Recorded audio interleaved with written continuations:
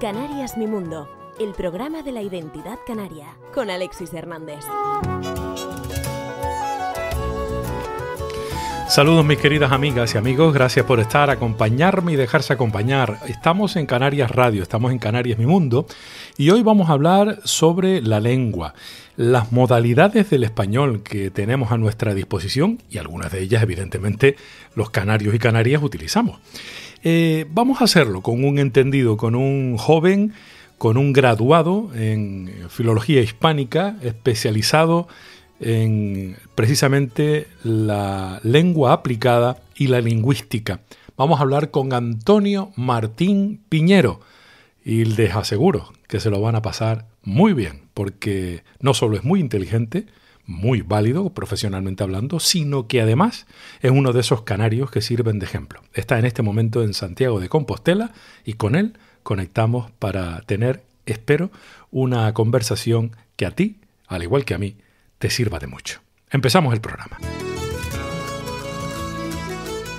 Canarias Mi Mundo, el programa de la identidad canaria.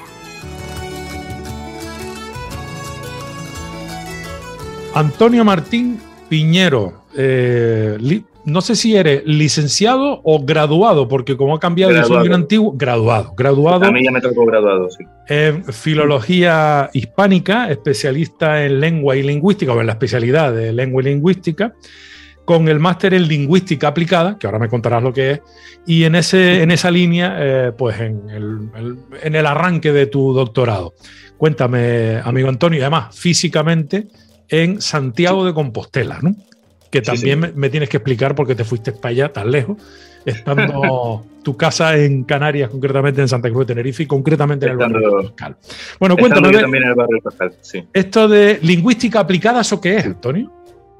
Sí, pues mira, la lingüística en general tiene muchas ramas, ¿no? Porque al final, cuando nos dan lengua en el instituto, nos creemos que la lengua es todo eso, ¿no? Pero realmente los estudios de lengua y de lingüística son muchísimas cosas.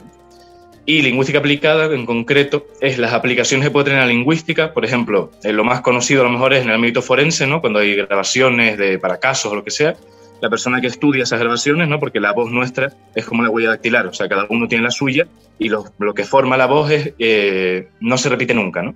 Uh-huh. Entonces, una de las mejores maneras de identificar a alguien es a través de la voz, ¿no? Porque siempre va a ser igual y aunque se la modifique, ¿no? Lo típico es de las películas que te la modificas para que te salga más grave o como sea, aunque te la modifiques, tu huella dactilar que tienes en la voz va a ser siempre la misma, ¿no?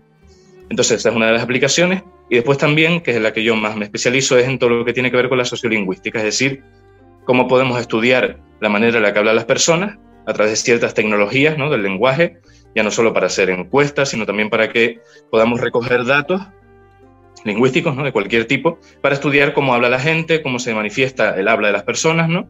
Y cómo eso, digamos que conforma su aspecto de cara a la sociedad, ¿no? Cómo eso conforma las diferencias de lengua que hay en una lengua como el español, por ejemplo, que tiene muchísimas variedades, pues cómo se estudia cada una de esas variedades a través de ciertas aplicaciones y tecnologías en general. Sí, porque me imagino que también el componente del espacio geográfico que se ocupa marca una diferencia, ¿no? Notable entre una modalidad de lengua española de un lugar y de otro, ¿no? Fundamentalmente. Sí, totalmente. Sí. Okay. Date cuenta que la lengua es el mayor vehículo que tenemos para describir la realidad. Entonces, cuando la realidad cambia, y cuando cambia, por ejemplo, físicamente, en el entorno geográfico, hay distintas palabras para describir esa realidad que ha cambiado, ¿no? Y por eso es una de los mayores constituyentes de la variedad lingüística, es el entorno que tiene la persona que habla esa variedad, ¿no? Porque la realidad es distinta. La realidad de Canarias, por ejemplo, es distinta a la realidad de Castilla, ¿no? Uh-huh. No solo ya socialmente o culturalmente, sino físicamente también es distinta. Y habrá que ponerle nombre a las cosas que tenemos en nuestro entorno. Entonces, bueno. Oye, a mí me gusta pensar que nuestra lengua, nuestra modalidad de la lengua que utilizamos, en el caso nuestro la canaria, pero de cualquier otro lugar, es como nuestra primera patria. No sé si eso es cierto, ¿no? ¿Cómo lo ves tú?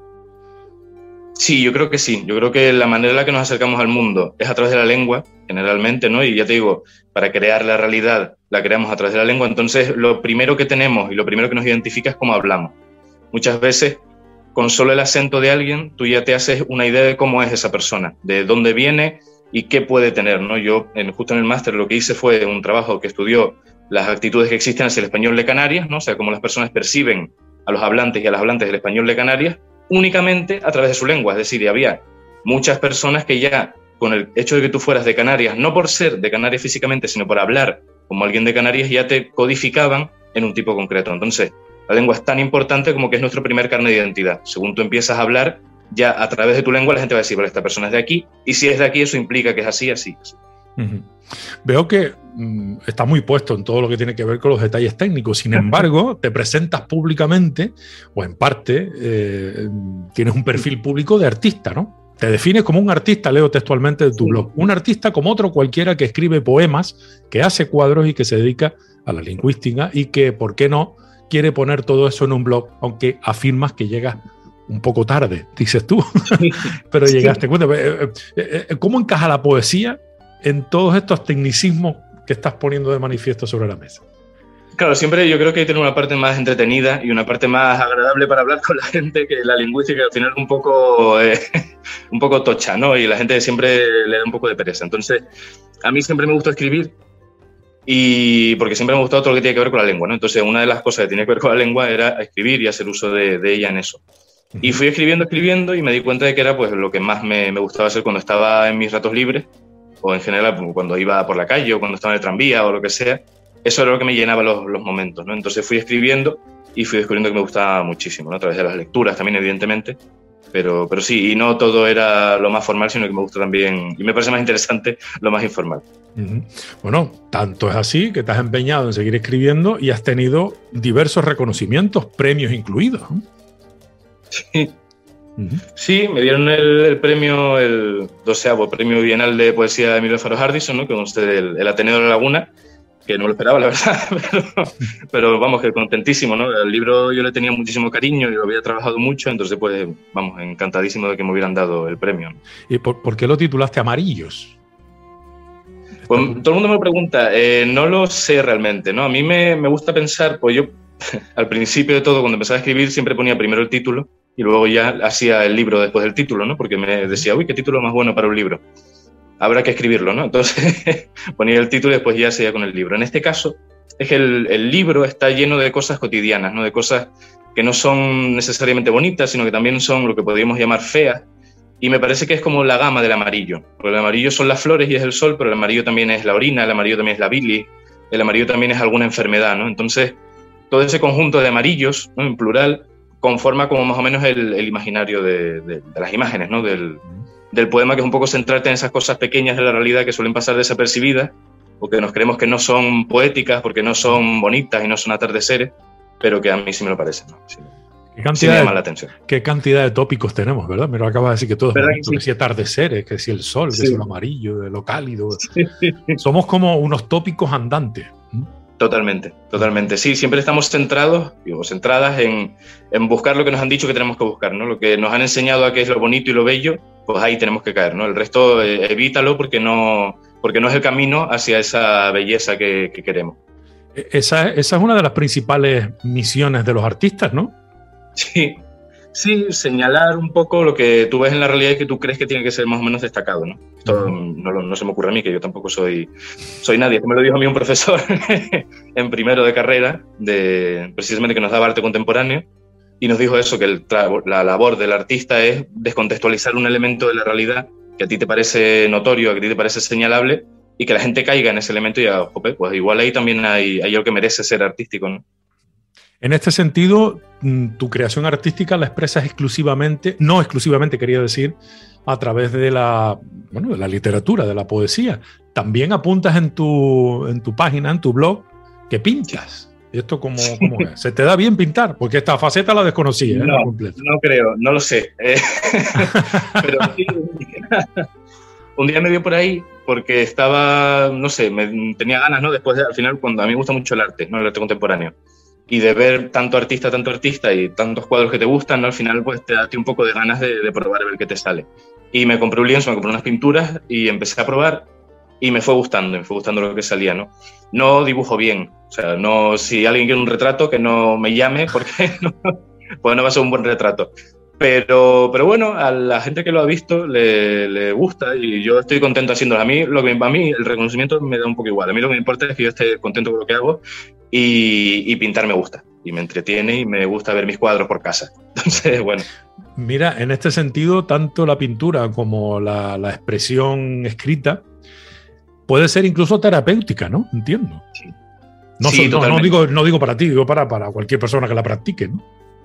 Sí, yo siempre animo a mis amigos y a mis amigas a escribir. Cuando sienten cualquier cosa, escribir, porque lo hagas mejor o peor, o como tú crees que es mejor o peor, siempre vas a poder dejar salir algo, ¿no? Hay veces que estás con la mente un poco hecha un caos y necesitas escribir.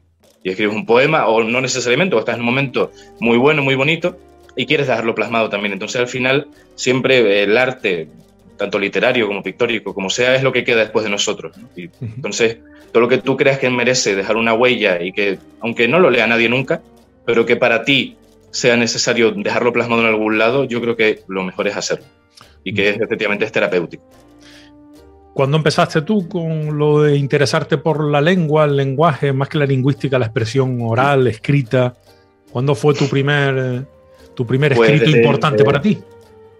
Pues desde niño, a mí, siempre lo cuento a mis padres, a mí lo que me gustaba era sentarme a escucharles hablar. Yo no tenía mayor hobby que cuando estaban hablando los mayores yo sentarme al lado y escuchar cómo hablaban. De todas maneras, yo que conozco a tu padre y a tu madre, es una tarea muy entretenida escucharlos a ellos hablando, ¿eh? Sí, eso ayudó bastante, sí.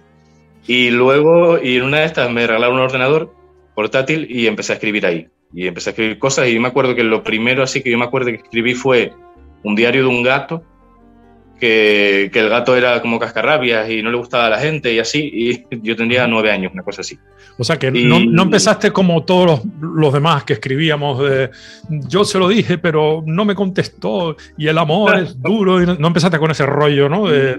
No, directamente te metiste en la vida de un gato, cascarrabias, que no tenía nada que ver contigo, supongo. Exactamente. Sí, pues no tenía ni gato en aquel entonces. Ah, bueno. Y sí, y así empecé. Y después ya tuve una época un poco más pedante, que me puse a hablar de cosas de lengua, sí, de guías de conversaciones y así. Hice un escrito así con 10 años, me parece. Guía para tener conversaciones espontáneas con la gente. ¿En serio? Sí. Espero que no hayas tirado eso a la basura. Pues tiene que estar por mi casa. Eso puede ser una joya en unos años, ¿eh? Eso puede ser una joya, sí. Porque era muy así, era gracioso, porque claro, era como un niño veía la realidad. Yo me acuerdo que el primer consejo que yo ponía era no le preguntes a nadie por el trabajo porque nadie tiene. Ya nadie tiene, entonces empieza con un hola, ¿qué tal? Y no, ¿qué tal el trabajo? Porque no vas a empezar bien la conversación. Y era así, era por ese estilo. No me acuerdo de más, sino de eso que me hizo mucha gracia. Pero, sí. O sea que no, en realidad no empezaste, o entiendo que no empezaste a escribir por una necesidad de expresar un capítulo personal, una vivencia, sino por la satisfacción de escribir y de contar historias. Sí, exactamente, sí. Eso es interesante. ¿Y de ahí a la poesía, qué hay? Pues estuve primero un tiempo escribiendo prosa poética, ¿no? Que tiene rima interna, pero es escrito en prosa, o sea, a renglón seguido, ¿no? Y gracias a una profesora del instituto que le gustó lo que hacía, ¿no? Nieves, me dio mi lengua y latín en el hogar escuela. Y ella fue la primera que le gustaron y me animó a seguir haciéndolo y así. Entonces, yo lo estaba haciendo y no me había pasado la poesía porque no me veía demasiado preparado, ¿no? Y en una de estas, Joaquín Sabina iba a venir a Tenerife a tocar, no vino. Al final tenía las entradas y me enfadé y dije, pues voy a escribir algo para meterme con este señor, ¿no? Para expresar que estoy pues quejándome porque no ha venido. Y entonces lo hice tipo ya poesía, ¿no? Lo hice como una canción, como la canción de 19 días, y lo hice así, lo hice a verso, y me gustó cómo quedó, y dije, mira, pues al final de quejarme con este señor, al final me va a gustar esto, y ahí empecé a cogerle el gusto, y ya fui escribiendo. Oye, por cierto, ¿canciones no te ha dado por escribir? ¿O no te has planteado que a tu poesía se le pueda poner música? Pues sí, porque ahora estoy aquí en Santiago con unos compañeros de piso, y el compañero toca la guitarra. Y entonces eso ha sido fatal para mi inspiración, porque claro, ha sido juntar el hambre con las ganas de comer, porque yo tenía muchas ganas de ponerme con esas cosas, y sí, hemos escrito canciones y todo, y ahí estamos. ¿Tú cantas o no? Pues como él toca la guitarra, pues me toca cantar a mí. Pero bueno, dentro de unos márgenes, digamos, aceptables o incluso sorprendentemente bien. No. Casi aceptable. Casi aceptable. Qué bueno. Oye, cuéntame, ¿cómo vive un canario en en un sitio como Santiago de Compostela, para empezar, con una climatología tan distinta, ¿no? Sí. Una realidad climatológica tan distinta una de otra. Pues echándolo todo de menos. Ayer que fui a la peluquería, entró una chica y habló. Y dije, uy, este acento a mí me suena. Y era de Icos, de los Vinos. No me digas, qué bueno. Y fue una alegría porque mi madre, sabes el tiempo que llevo sin escuchar el acento de Tenerife, sí. Y me has alegrado la mañana. Y bien, se iba bien, porque al final, el año pasado estaba en Vigo y es mejor, porque había mar. Y al final veías el mar y veías que se acababa la tierra. Aquí Santiago no tiene mar, entonces te agobia un poco, te da esa sensación de claustrofobia que tiene el canario cuando se va a un sitio en el que no hay mar, ¿no? Que parece que no se acaba nunca, y que todo lo que ves son montañas y llanura, ¿no? Sí. Pero está bien, la gente de Canarias es lo que más se echa de menos. Uno en Canarias sabe que somos buena gente y sabe que somos amables y que somos cercanos, pero no te das cuenta de verdad hasta que te vas a otro sitio. Y que, bueno, son cercanos, pero ya cuando los conoces, ¿no? No te entran ya con esa confianza y con ese cariño que tenemos en Canarias. Entonces yo eso es lo que más echo de menos. Hombre, también hay aquí alguna pieza que otra, bueno, que no es que sea precisamente un crisol de amabilidad, sí, hay de todo, ¿no? Sí, no todo es un campo de flores, pero bueno, pero hay más flores que en otros sitios. Sí, y me imagino que dentro de lo de echar de menos a tu familia, pues fundamentalmente muchísimo. También, ¿no? Mucho, ¿no? Fundamentalmente, sí, porque además, claro, como los compañeros sí tienen a su familia aquí, pues siempre voy a ver a mis padres. Yo no puedo coger una guagua para ir a ver a los míos. Desde luego. Mira, ¿cuánto tiempo llevas ya en Galicia, en este caso? Pues el año pasado estuvimos y este año íbamos ya desde septiembre. Es decir, que el máster lo terminaste en Galicia o me lo estoy inventando. Sí, en Galicia, sí. Lo hice en Vigo, en la Universidad de Vigo. Y la pregunta, ¿por qué Galicia? ¿Por qué Vigo para concluir este máster? ¿Porque la oferta era más interesante? ¿Porque era donde podías desarrollarlo? ¿Porque era el único que existía? Exactamente. Sí, había varios y en La Laguna no había, porque era el máster en lingüística aplicada, ¿no? Y era de las universidades gallegas, pues de la Universidad de Vigo, la de Santiago de Compostela y la de Coruña, ¿no? Y en La Laguna no había solo el de profesorado y a mí me había gustado Galicia porque habíamos estado un par de veces. Y me gustaba el clima, pues yo sí soy más lagunero, es decir, a mí me gusta más el clima así. Sí, me gusta más el clima adverso. Sí. Y entonces pues dijimos, pues mira, pues vamos a Galicia. Okay. Y para aquí vinimos. Estupendo. Mira, no ha supuesto ningún problema, es decir, que dentro de la propia universidad no ha existido ningún problema con la lengua, es decir, que no imponen el gallego o algo similar. Sí, te hablan en gallego. Ah, sí. Hay profesoras que no, pero la mayoría sí te hablan en gallego. Hay algunas que a lo mejor, si ven que no eres de Galicia, te hablan en español, pero otras que no, te hablan en gallego y ya está. Y bien, porque yo al final he aprendido gallego, entonces a mí me ha venido bastante bien. Pues es una lengua que te llevas y además que también creo que nos falta bastante conocimiento de las lenguas de España en general. Estamos siempre muy centrados en el inglés para arriba, el inglés para abajo, cuando no tenemos intención de ir a Inglaterra a lo mejor, pues bueno. Y no nos centramos en las lenguas de aquí de España, que tenemos muchísimas, ¿no? Y bueno, ha sido una manera de conocerla y encantado. Pero sigues pensando en español, en canario, ¿no? Sí. Porque dice de vez en cuando se me escapa, pero... Sí, ok. Sí, hablo gallego con acento de Tenerife, eso sí. Ah, pues estupendo. Marcando estilo, como tiene que ser. Sí, señor. Claro. En cualquier caso, aprender no solo no ocupa lugar, sino que además expande, ¿no? la mente. Totalmente. Y estar inmerso en un lugar, en un pequeño país como puede ser Galicia, ¿no? Una realidad tan peculiar, tan de ahí, conocer su idioma es una ventaja, ¿no? Sí, desde luego, ¿no? O su lengua. Sí, pues además te puedes comunicar con más personas, ¿no? Porque ahí, por ejemplo, en los sitios más rurales, las personas mayores a lo mejor solo hablan gallego, no hablan español.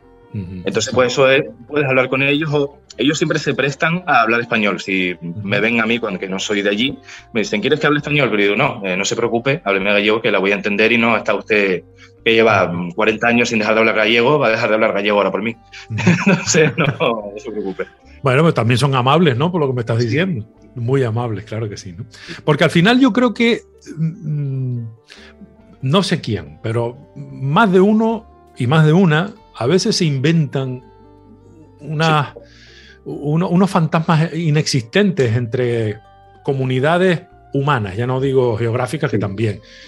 Porque en realidad las personas somos personas en todos sitios y más o menos tenemos, quitando algún imbécil y alguna imbécil, que también los hay, por supuesto, todos tenemos las mismas inquietudes, todos buscamos el mismo camino, la tranquilidad, la familia, el estar un poquito más feliz a lo mejor, tener tu trabajito, tu cosa.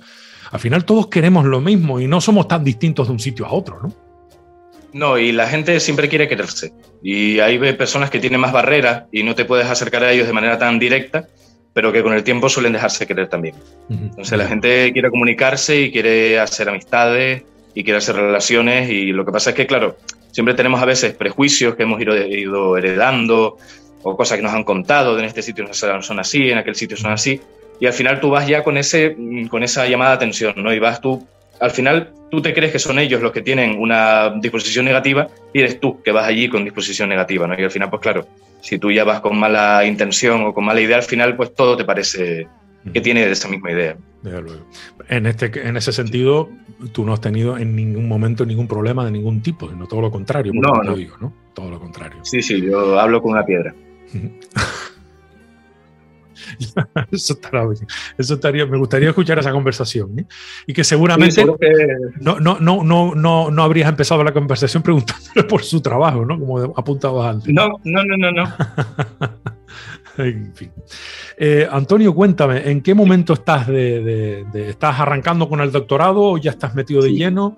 ¿Sobre qué vas a centrar el estudio? ¿Vas a ampliar, te vas a doctorar en esta materia concretamente y con esta especificidad, con la de la lingüística aplicada? ¿Esa es la intención?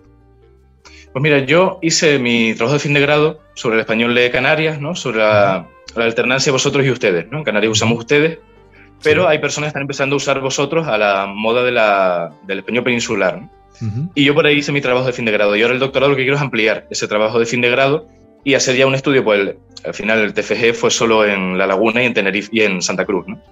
Y yo quiero hacerlo no en todas Canarias porque no me va a dar, tampoco no tengo ni recursos ni tiempo para hacerlo en todas Canarias, pero aunque sea en todo Tenerife y si puedo en Gran Canaria, y hacer eso, alternancia a vosotros ustedes, qué grupos de edad la hacen y qué actitud existe ante la alternancia, ¿no? Que hay gente que la rechaza porque prefiere que se use la forma propia de Canarias, pero después también hay personas que le da igual, o personas que incluso prefieren que se use la forma peninsular. Entonces, pues por ahí voy a hacerlo. A mí el español de Canarias es lo que más me interesa, la verdad. Y a mí también, además de esta conversación. ¿Y tú con qué sorpresa te has encontrado en ese primer estudio y que vas a seguir prolongando en este sentido? Pues fíjate, a mí lo que más me da pena, incluso porque cuando estás haciendo estudios lingüísticos y tratas temas de actitudes lingüísticas, ¿no? Y de cómo la gente percibe la lengua y percibe su variedad, hay veces que te da pena, porque hay otras veces que a mí, en el TFM, por ejemplo, había una persona de Tenerife que, siendo hablante canario, no contrataría a alguien que hablara canario, ¿no? Para su negocio no contrataría a alguien que hablara canario porque le parece que no es una persona seria y que no es una persona que pueda estar cara al público, ¿no? Hasta ahí llegan los prejuicios lingüísticos, o sea, el hecho de esta matraquilla de que el español bueno es el español de Castilla y el resto son españoles malos, ¿no? Todo esto al final va calando y parece que no, y parece que la lengua es una bobería, pero llega hasta que el hecho de que una persona no pueda conseguir un trabajo. Eso da muchísima pena. Y igual también personas que, ya en el TFG, ¿no? Lo de vosotros y ustedes, personas que preferían usar vosotros porque, claro, era la forma culta. Ustedes, como es como hablamos en Canarias, pues es una forma inculta y no hay que usarla. Lo que hay que usar es vosotros, que es como habla la gente de la tele, la gente de los bancos, o sea, la gente importante usa a vosotros. Al final, uno intenta educar y uno intenta decirles que no, que todas las lenguas son iguales y que una lengua no existe, ¿no? La lengua simplemente se accede a través de las variedades, entonces todas las variedades están en pie de igualdad, ¿no? No hay un buen español, todos los españoles son buenos, ¿no? Igual que no hay un malo, todos son igual de malos o igual de buenos, como uno quiera enfocarlo, pero todos son iguales, ¿no? Entonces intentaremos un poquito ir educando poco a poco en que la gente se valore y valore cómo habla y no esté mirando siempre hacia afuera, hacia lo que crees que es mejor, lo que crees que es más culto, porque ya lo tienes tú en tu casa. Yo creo que la globalización perjudica para las lenguas, me parece a mí, para todas sus variedades.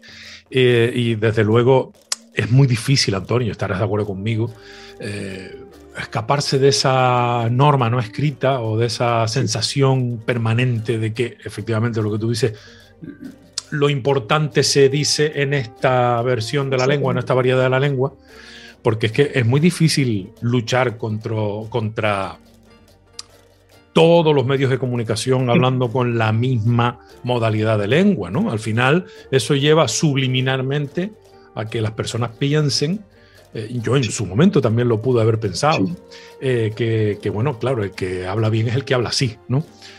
Claro, estamos rodeados de español de Castilla por todos lados. El día que yo vea presentar un telediario nacional a un canario, una canaria o a un extremeño con su propia manera de expresarse, empezará la cosa a cambiar, ¿no? Porque si todos estamos obsesionados en la pronunciación de la Z, igual de malo me parecería intentar imponer la S a todo el mundo, las aspiraciones finales, el ustedes en vez del vosotros.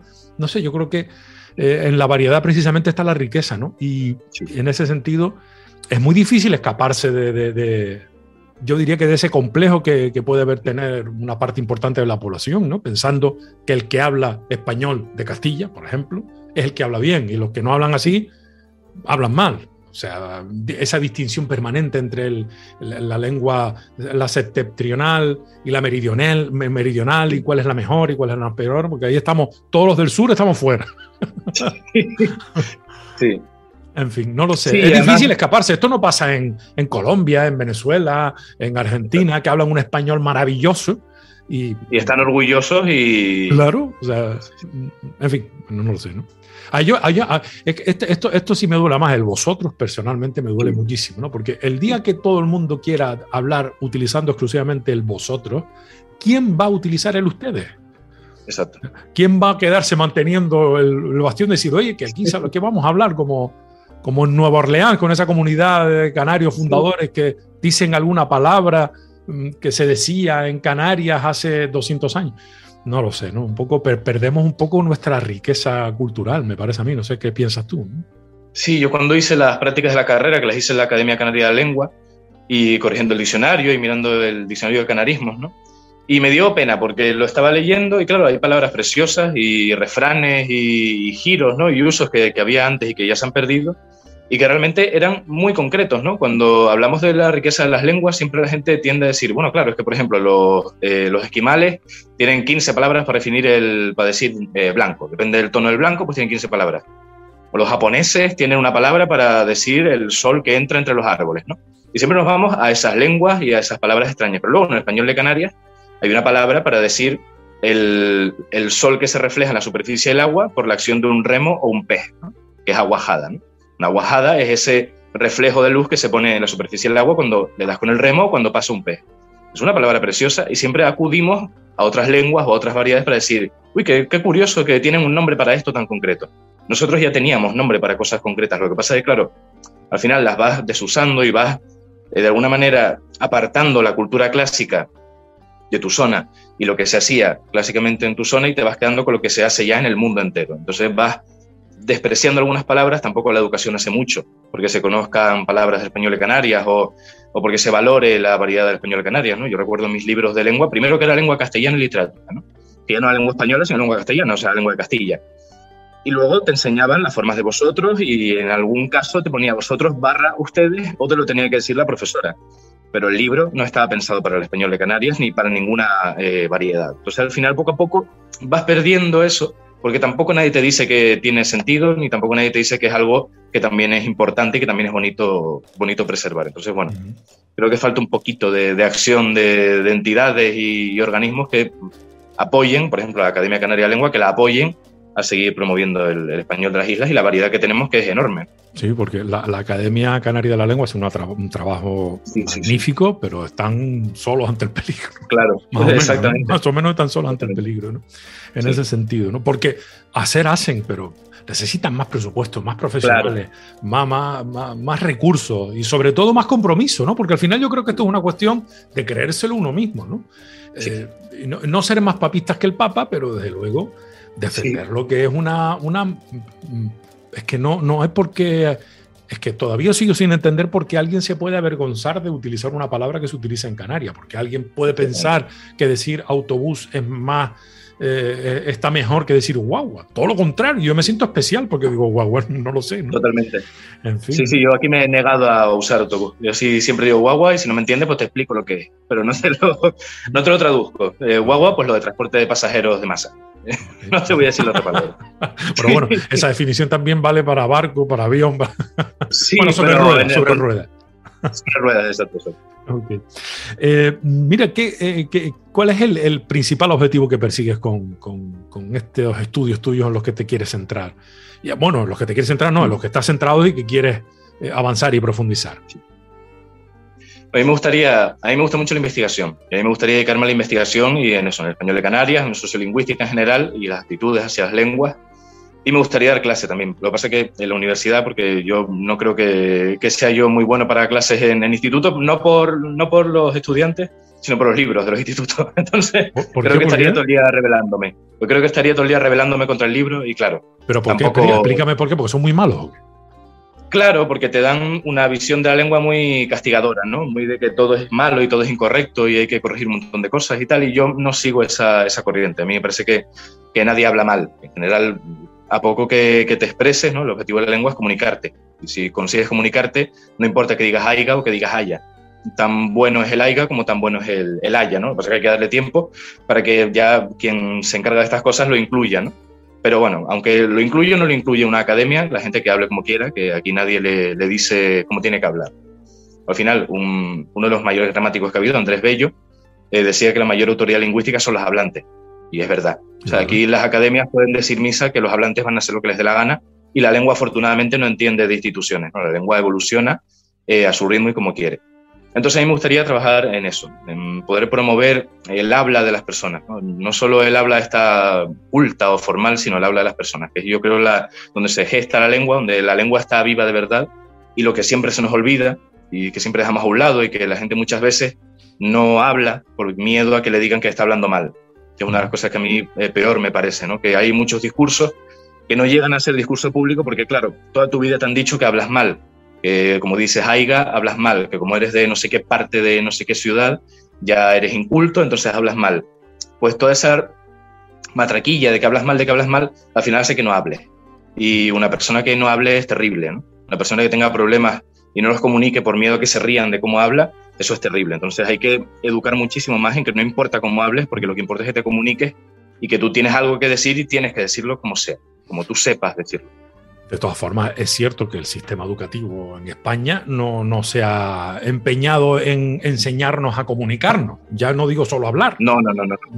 O sea, debería ser una asignatura troncal en cada estadio, ¿no? del sistema educativo. O sea, que usted se pueda expresar con sus compañeros y compañeras. Totalmente. ¿No? Que pueda exponer una idea en público en mayor o menor medida acertada, pero...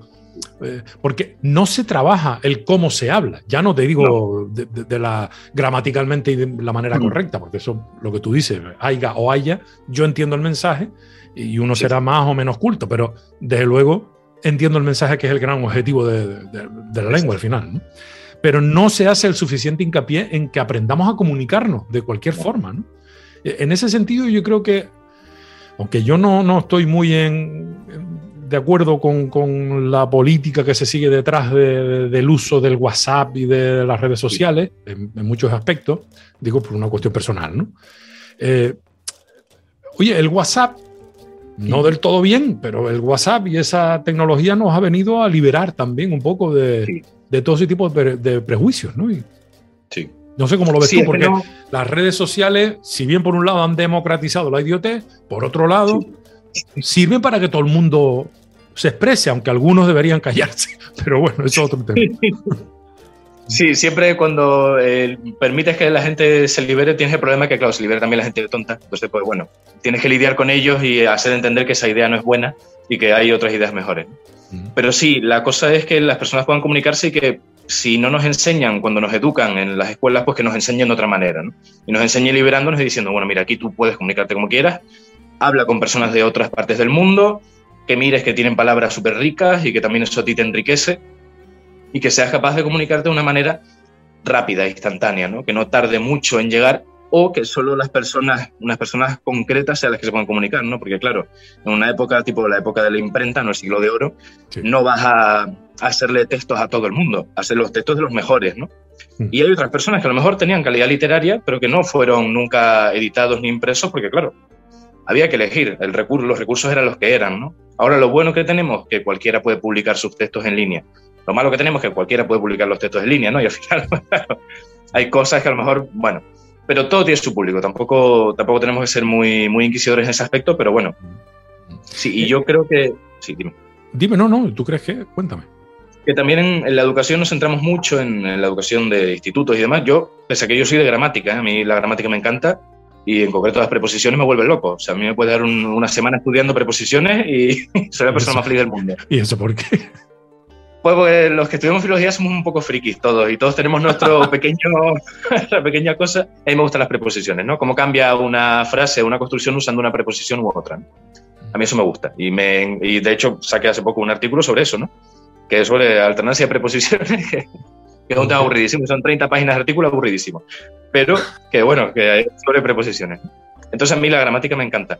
Pero claro, igual hay que darle gramática a las personas a las que les interesa la gramática, ¿no? Pasarte 17 años estudiando los complementos directos cuando tú ya sabes usar un complemento directo porque eres hablante de español y lo usas, ¿no? Que lo entiendas más o menos, que entiendas teóricamente lo que es, no quiere decir que no sepas usarlo.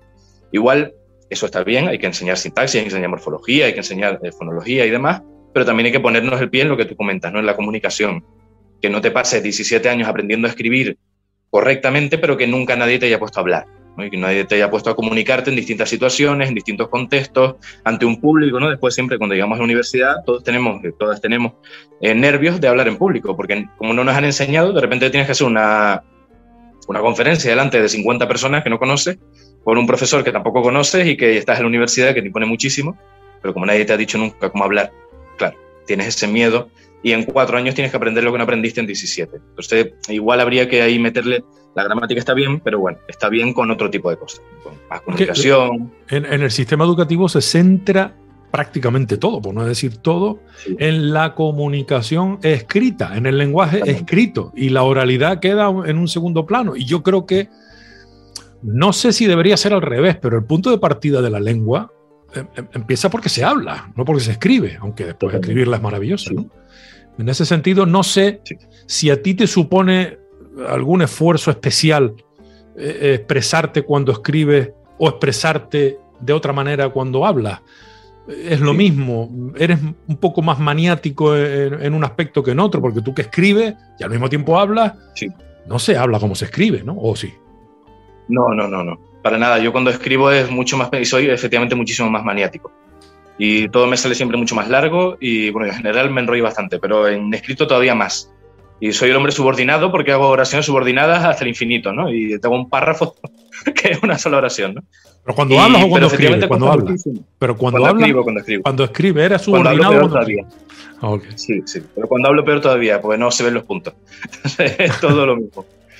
Pero cuesta muchísimo. El paso de la escritura a hablar cuesta mucho, ¿no? A mí, porque me gusta hablar y como siempre toda la vida estoy escuchando a la gente, pues más o menos he ido cogiendo recursos y sabes, te ves entrevistas de personas que te gustan y que sabes que hablan bien y las tienes un poco como fetiche, entonces pues cada X tiempo te ves la entrevista de no sé quién a no sé quién y eso a ti te encanta y ahí ya coges esa soltura, ¿no? Pero como siempre te han enseñado a escribir, muchas veces el paso de escritura a oral es dificilísimo y hay muchas personas que escriben divinamente y que te hacen trabajos escritos maravillosos y luego la exposición oral, ahí ya no, ahí se ponen nerviosos o no saben cómo hilar una cosa con la otra y al final notas que es un problema, ¿no? Que es un problema que no sean capaces porque no les han enseñado a hablar igual que escriben. Estamos ahora en un momento histórico, Antonio, en el que se está planteando la necesidad, o han creado la necesidad, o se ha creado la necesidad, o sencillamente existe la necesidad y la realidad, más que necesidad, de utilizar el lenguaje inclusivo. Yo no sé, como lingüista, tú cómo aprecias todo este momento histórico respecto a ese lenguaje inclusivo en el que nos encontramos. Yo estoy bastante a favor. Yo siempre he estado a favor, bueno, siempre no. Estuve en contra en su momento y después al final vas leyendo y vas hablando con personas y demás y vas estando a favor, porque siempre lo vemos todo desde nuestro punto de vista, ¿no? Desde tu punto de vista y desde una perspectiva a lo mejor teórica, muy reglamentada y muy institucional, ¿no? Y siempre tendemos a buscar los discursos más institucionales para refrendar nuestras ideas, ¿no? Y decir, bueno, ¿qué dice la Academia de la Lengua, ¿no? Si la Academia de la Lengua dice esto, pues tú dices, vale, pues es esto. Pero eso no es así, ¿no? Si defendemos que la lengua evoluciona y que cada persona tiene derecho a sentirse representada a través de la lengua, tenemos que defender, o yo creo que tenemos que defender un lenguaje inclusivo, ¿no? Al final hay una máxima que es que lo que no se nombra no existe. y si siempre el discurso se hace en masculino, al final hay una parte de la población que no se está explicitando en el discurso, aunque esté implícita, pues tú digas que el masculino es género no marcado y demás. Hay que tener en cuenta que la lengua se hace, como tú dijiste, la lengua primero es oral y después es escrita. Primero está la lengua y después está la gramática. Es decir, la gramática no es que exista antes y la gramática ordene la lengua. Entonces, tú puedes ir hablando y si la lengua va evolucionando, lo que habrá que cambiar es la gramática. No que si la lengua cambia, cambiemos la lengua para que se adapte a la gramática. Es al revés. Si la lengua cambia, habrá que cambiar la gramática, ¿no? El libro de gramática, sí, para que se adapte a ese cambio de la lengua. Entonces, generalmente yo estoy a favor de cualquier cambio que suponga una evolución en el lenguaje y que suponga representar a más personas y que más personas se sientan representadas en cómo hablan, a mí me parece que está bien. Es verdad que hay maneras y maneras de hacerlo, ¿no? Y hay veces que el lenguaje inclusivo queda forzado, en el sentido de que queda muy repetitivo, pero también es por falta de educación, ¿no? Al final el español, por ejemplo, es una lengua que repite excesivamente el plural. El inglés te dice el plural una vez en la oración y tú ya intuyes que todo lo que se relaciona con esa palabra pues es plural. El español, en el español, si quieres decir el gato negro come, y lo pasas a plural, los gatos negros comen, ¿no? Tienes que poner un montón de veces el plural. Y no nos suena raro. O sea, esa repetición no nos suena mal, pero porque la aprendimos desde que estamos en infantil. Si lo hiciéramos con el lenguaje inclusivo también, pues pasaría seguramente lo mismo. Si desde que estamos en infantil nos enseñan a que hay que desdoblar género y decir bienvenidos y bienvenidas y no solo bienvenidos, pues al final no te cuesta esfuerzo. Ya lo llevas viendo toda la vida, ¿no? Igual que no te cuesta lo del plural, no te cuesta lo otro. Pero sí que a veces, de entrada, todo siempre choca más, ¿no? Siempre, al principio, los cambios tienen cierta reticencia. ¿Cómo ves la inclusión del tercer, no sé cómo se llama, me voy a meter en un fango que lo mismo salgo enfangado, ¿no? Pero a mí me parece correcto, ¿no? Es decir, el todos, sí, todas, pero la inclusión del todes, que no sé exactamente a quién representa, o al mismo tiempo representa a los que no se sienten identificados como masculino ni femenino.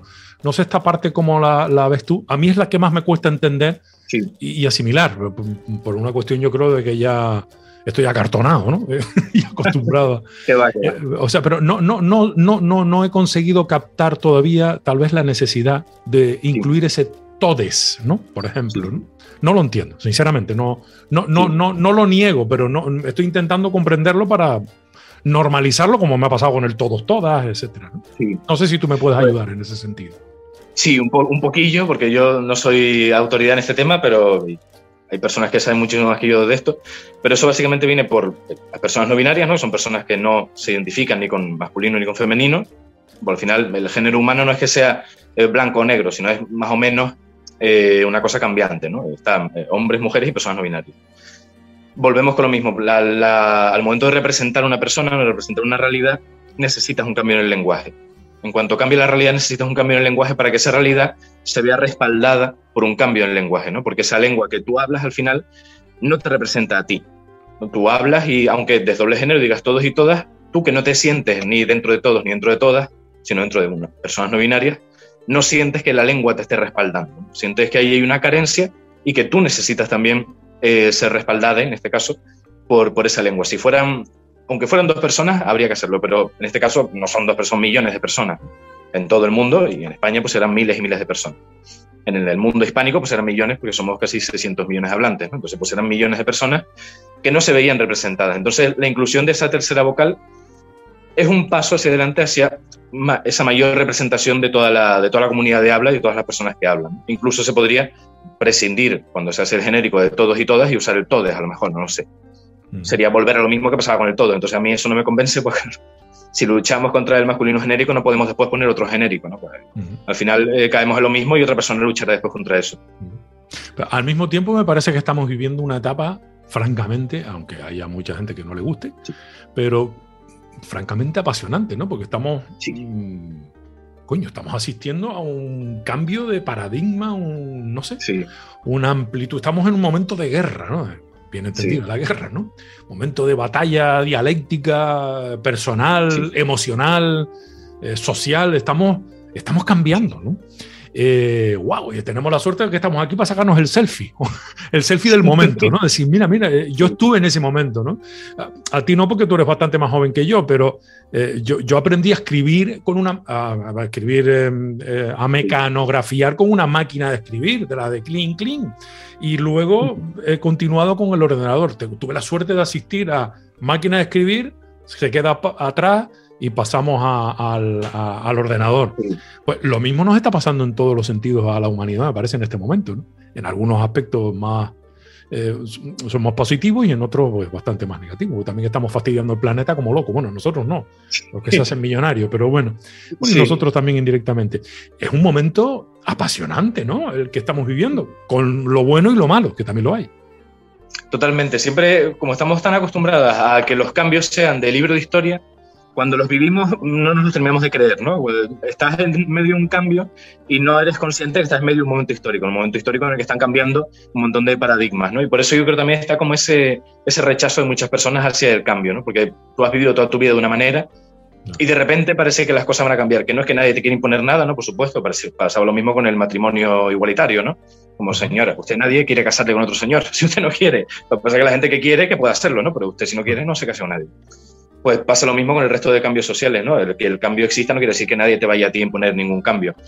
Y a mí me parece precioso, cuando estamos dentro de un cambio y lo podemos ver desde dentro y decir, yo estuve ahí, cuando estaba este cambio y cuando ya esto pase a ser de libro de historia, yo decir, sí, pues yo viví ese momento en la pandemia y después lo que pasó después de la pandemia y cómo cambió todo el momento antes y después de la pandemia, ¿no? La era prepandemia y la era pospandemia, que espero que se parezca mucho a la prepandemia. Pues todo eso es muy bonito verlo y muy bonito vivirlo porque la sociedad es lo que tenemos, ¿no? Por mucho que nos fijemos en otras cosas e intentemos siempre salir de la tierra, lo que tenemos son los que estamos aquí, ¿no? Y las que estamos aquí. Y ver cómo vamos cambiando y cómo vamos evolucionando hacia ciertos lugares, a mí me parece, pues me dedico a las humanidades, pero creo que a todo el mundo le debería parecer también apasionante. Uh-huh. Yo creo que sí. Además, a ti como humanista esto te toca de cerca, ¿no? Y estás metido en las entrañas de los verdaderos cambios, con todo lo bueno y todo lo malo que eso conlleva. Me imagino que con el objetivo que tienen las personas en general con la cabeza medianamente amueblada, que es el de buscar de todos los colectivos y de todas las posibilidades las cosas que nos unen, más que las que nos separan, ¿no? Sea en la lengua, sea en, yo qué sé, en el sexo, en el amor, en lo social, en lo laboral. Realmente tenemos una oportunidad maravillosa, yo creo que la estamos aprovechando, algunos más que otros, pero para crecer como humanidad, porque me parece a mí que nos lo debemos, ¿no? Sí, al igual que yo creo, por ejemplo, a mí me gusta mucho el arte por eso, porque el arte une a las personas y el mismo cuadro que le gusta a alguien en Tenerife le gusta a alguien en Wisconsin, ¿no? Y eso a mí me parece muy bonito. El hecho de que una cosa que hizo un señor de Nueva York le guste tanto al que está en Hong Kong como al que está en Londres como al que está en Burkina Faso, ¿no? O sea que cualquier persona le puede gustar lo mismo porque al final somos iguales. Lo que pasa es que estamos en sitios distintos y tenemos contextos distintos que nos hacen tener diferencias pequeñas. Pero al final son pequeñas diferencias. Cuando empiezas a escarbar, pasa igual con la lengua, ¿no? Es más lo que une a la lengua que lo que la separa. Pues si fuera más lo que la separa, serían lenguas distintas. Cuando en el que el latín ya empezó a separarse mucho, ya no eran variedades de latín, ya eran lenguas distintas y por eso el español, el portugués, el rumano, todas esas lenguas ya fueron separándose mucho y ya constituyeron una lengua, ¿no? En este punto no, en este punto hay diferencias lingüísticas, pero bueno, es más lo que nos une. Pues con las personas pasa lo mismo. Es más lo que nos une siempre. Lo que pasa es que hay mucha gente que tiende a ver siempre la diferencia porque se siente amenazada de alguna manera por esa diferencia, ¿no? Porque ataca su punto de vista, no sé de qué manera, pero lo ataca y su mejor respuesta es atacar también. En vez de intentar entenderlo, pues ataco antes de que me ataquen a mí. El problema es que ese segundo ataque nunca iba a llegar. Simplemente va a llegar el tuyo, que fue el primero, y el otro, pues nadie quería atacarte. Pero tenemos que centrarnos en eso, en lo que nos une, que al final es lo que hace comunidad, porque es que no somos otra cosa que una comunidad. Pero intentamos unirnos o deberíamos intentar unirnos conservando nuestra propia identidad, porque se trata de formar una comunidad no alienada, sino una comunidad rica, ¿no? y variada, ¿no? Sí. Por eso es tan importante que cada uno hable su modalidad de su lengua, que cada uno la defienda y que cada uno la exponga y la comparta. Su inclinación emocional, sus gustos en el arte. O sea, que el tipo de Hong Kong que ve el cuadro que pintó el de Nueva York o la de Nueva York no tiene por qué pintar lo mismo. O sea, no estamos hablando de eso. Estamos hablando de que cada uno aporta su identidad. Y en este sentido yo creo que a lo mejor a veces nos podemos confundir y formar parte de una comunidad y avanzar no quiere decir que todos seamos iguales, todo lo contrario. Exacto. Sí, porque cuando al final, pues si llega un punto en el que somos iguales, nadie será distinto en general. Entonces, ¿para qué nos sirve, no? Lo bonito de las personas es que cada persona es distinta, ¿no? Lo que decíamos de las huellas dactilares antes, ¿no? Lo bonito es que cada persona tenga lo suyo propio. Cada persona y cada grupo de personas, ¿no? Que abras la puerta no quiere decir que quien entre te cambie todo lo que tú tienes dentro, ¿no? O sea, que abras la puerta de tu casa no quiere decir que te cambie la decoración. Abro para que entre quien quiera, pero para que entre quien quiera ver mi decoración. Si me quiere aportar otra decoración, pues genial, pero va a estar en el medio de mi decoración que ya tengo puesta, ¿no? No voy a quitar lo mío para ponerlo tuyo y estoy hablando en este caso de las diferencias lingüísticas. Sí. Que no es que abramos a la comunicación en general y después adoptemos todo lo que viene de fuera, ¿no? Adóptaslo, si te parece algo útil, pues lo adoptas, por supuesto, porque al final, si te parece una cosa que es mucho más rentable que lo que tú usabas, pues adelante, úsalo. Pero no olvides que lo que tú usabas ya fue útil en su momento y que, bueno, que también está bien y que no tiene nada que envidiar a lo que tiene fuera. Y hay que estar muy pendiente de los procesos encubiertos de aculturación, que al final se convierten en auténticos caballos de Troya que te revientan una vez están dentro de tu comunidad lingüística, por ejemplo, en este caso, ¿no? Sí. En fin.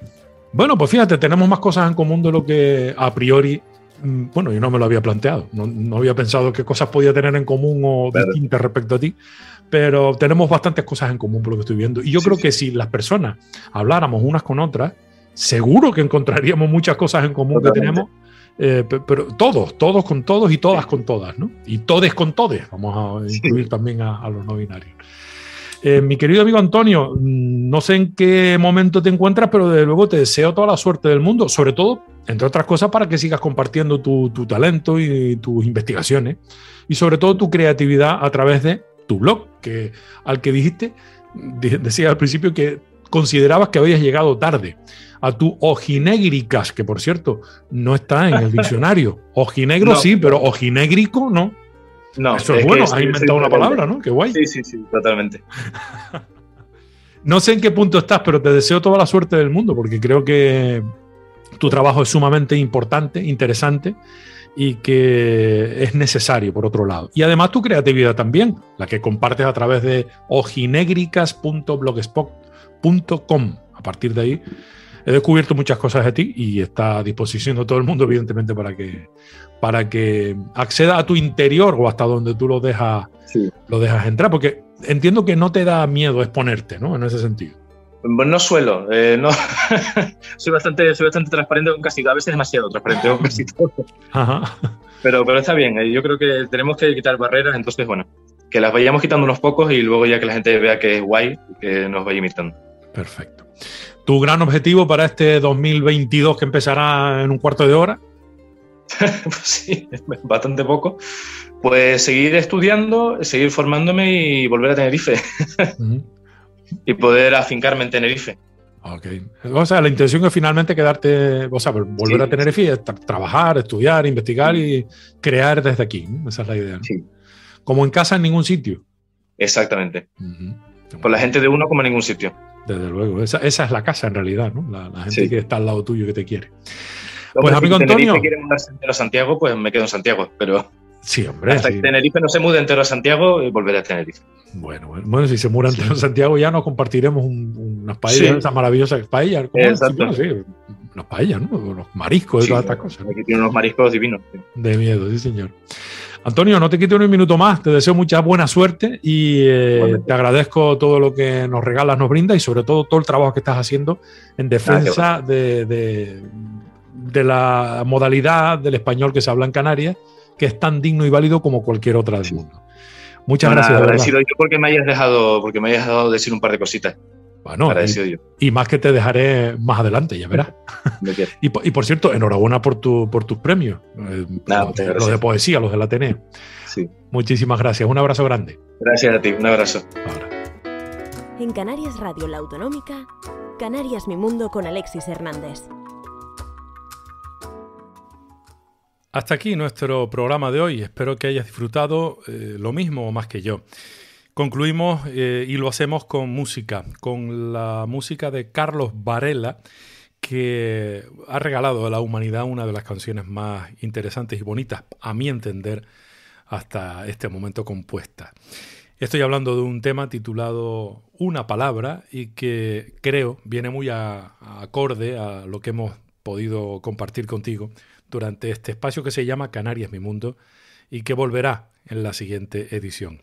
Hasta entonces te deseo todo lo mejor, disfruta de la lengua y sobre todo de la comunicación. Es nuestro mayor tesoro, nuestra primera patria. Canarias Mi Mundo, el programa de la identidad canaria.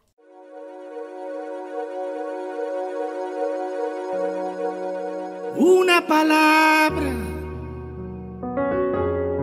no dice nada y al mismo tiempo lo esconde todo, igual que el viento que esconde el agua, como las flores que esconden el lodo. Una mirada no dice nada y al mismo tiempo lo dice todo, como la lluvia sobre tu cara o el viejo mapa de algún tesoro. Como la lluvia sobre tu cara o el viejo mapa de algún tesoro. Una verdad no dice nada y al mismo tiempo lo esconde todo, como una hoguera que no se apaga, como una piedra que nace polvo.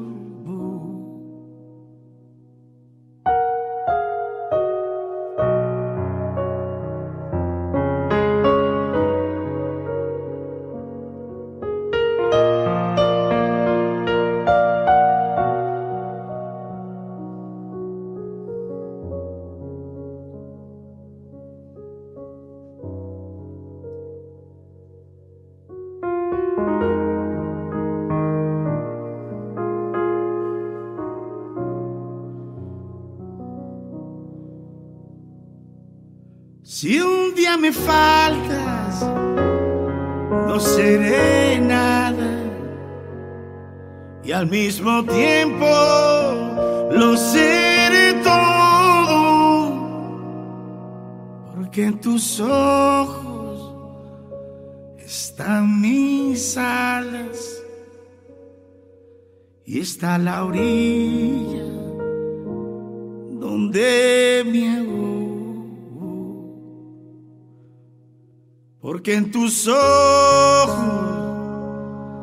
están mis alas y está la orilla donde me ahogo.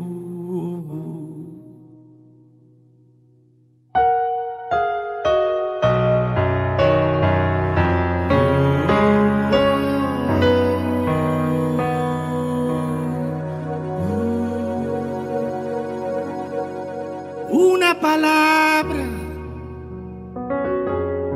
no dice nada y al mismo tiempo lo esconde todo, igual que el viento que esconde el agua, como las flores que esconden el lodo. Una mirada no dice nada y al mismo tiempo lo dice todo, como la lluvia sobre tu cara o el viejo mapa de algún tesoro. como la lluvia sobre tu cara, o el viejo mapa de algún tesoro. Una verdad no dice nada y al mismo tiempo